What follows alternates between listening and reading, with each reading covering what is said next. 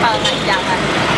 Sila ang mga jeepney drivers na hawak ang manibela ng kanilang jeep at ng jeep.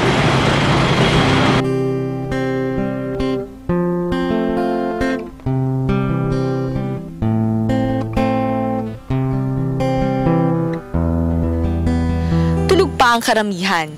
Handa na gumayak si Manong Anthony Domingo upang mamasada. Pagkatapos masiguradong maayos ang makina at malinis na ang sasakyan, ay lalarga na si Manong para sa isa na namang araw na walang katapusang pag-ikot. Para kumita, para mabuhay. Ako kasi sagad ako bumiyahe eh. From 7:30 na 7:10. Ako nag-cross na. May asawa pero walang anak na pagkakasya ni Manong ang kinikita niya sa pang-araw-araw nilang gastusin. Halos isang taon na rin siyang nagmamaneho. Iniwan man niya ang kalbaryo ng isang ordinaryong empleyado, ngayon naman ay kinakaharap niya ang kalbaryo ng isang jeepney driver.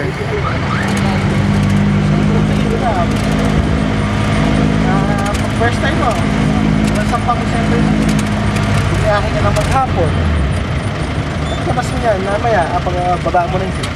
Dahil ko pa nilumpo, hindi na makakatayo. So mahirap.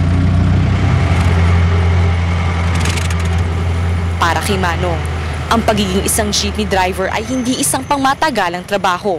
Matagal na panahon na daw ang 5 taong pamamasada. Kaya naman nagsisikap siyang makaipon para makapagpundan ng isang negosyo. Bagamat na ihahatid niya ang kanyang mga pasahero sa kanilang destinasyon, siya naman ay nananatiling paikot-ikot. Minsan lang kung makapagpahinga nakakaikot si Manong Anthony ng humigit kumulang 30 beses isang araw. Dati nakapag-uuwi siya ng halos 4,000 piso sa isang linggo. Ngunit dahil sa patuloy na pagtaas ng presyo ng langis, nakakaltasan palalo ang kakarampot niyang kitang ito. Isa sa mga kalbaryong kanyang kinakaharap bilang isang jeepney driver. Muling nagmahal ang presyo ng produktong petrolyo sa world market at sabihin, hindi tumataas yung presyo na langis dahil sa supply and demand. Hindi dahil sa supply and demand, hindi dahil sa competition, kundi dahil sa cartel at dahil sa spekulasyon. Dahil sa monopolyo at sa spekulasyon. Paliwanag pa ng piston, binubuo ang kartel ng mga malalaking oil companies na pangunahing nagtatakda sa presyo ng langis sa merkado. Samantala, bumibili naman ng langis sa mga makapangyarihang bansa dahil sa hinalang hindi sapat ang reserbang langis. Kaya gaano man kasipag si Manong Anthony, napipilitan siyang tumigil paminsan-minsan, lalo na kapag matumal ang dating ng mga pasahero. Ayon sa kanya, kailangan niyang tiyempohan ng mga pasahero upang sa gayon ay makatipid sa konsumo ng gasolina. Sa katunayan, kasing doble ng kanyang pagkayod ang kanyang pagtitipid. Gayunpaman, sinisigurado pa rin ni Manong na kumain 3 beses sa isang araw, bagaman wala na sa oras, parte ito ng kanyang pagsasakripisyo para kumita ng marami. Pero yung pagkain, kailangan kasi ng support sa pagkain eh, pagka bumibiyahe ka. Kasi puhunan namin dito katawan. Mas nakasakit ka rito, wala ka nakikita eh. Diba? Yung pagkain naman na binibili ng driver, medyo please naman yun kasi yung driver, pag mahal ng pagkain, maghanap siya ng mura. Pero yung crudo, taas ng taas, yung diesel na taas ng taas.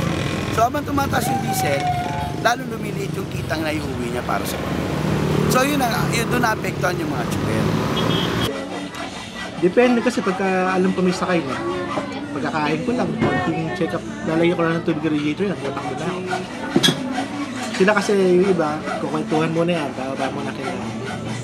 Sabi nga naman, subuhan pa lang daw ako, kaya masipag ba ako magbiyahe. Para tiyempohan ang dating ng mga pasahero sa pagsapit ng 2:00, di na nagpatumpik-tumpik pa si Manong. Pagkatapos ng ilang minutong pagkain at pahinga, muli siyang magpapatuloy sa kanyang walang humpay na pag-ikot. Dire-diretso na ito hanggang kumagat ang dilim. Sa ganitong siste, tiyak daw na mababawi ni Manong Anthony ang kanyang gastos sa gasolina. Pagkatapos niyang mairaos ang buong araw na pamamasada, ay susunod naman niyang iraraos ang gabi sa kanlungan pa rin ng kanyang jeep. Ang kanyang hanap buhay at siya na rin niyang tahanan. Pagkatapos nito, garahe na. Pagkaparada niyan, konting linis-linis na ng katawan. Wala naman kasi maghugas masyado eh. Sabihis mo, latag ka na dyan sa jeep. Meron kami ginagamit na papay. Tapos taga mo na lang. Tapos may kilang buka. Walking condiment yung mga tawag ko dyan eh. Pagkatapos ng ilang minuto, ang dating matuling jeep ay nagbabagong bihis at nagiging komportabling tulugan para kay Manong. Kasama ang iba mga jeepney drivers, pinapalipas ni Manong Anthony ang magdamag sa kanilang grahe. Sa binabayad niyang 1,000 kada buwan, aakalaing tumutuloy siya sa isang maayos na tulugan. Ngunit sa katunayan, espasyo lamang ang kanilang binabayaran. Sa halos 15 oras niyang pamamasada, ay ginugugol ni Manong Anthony ang natitirang oras ng kanyang araw upang mag-ipon ng lakas dahil kinabukasan ay isa na namang panibagong araw ng kanyang pag-ikot-ikot.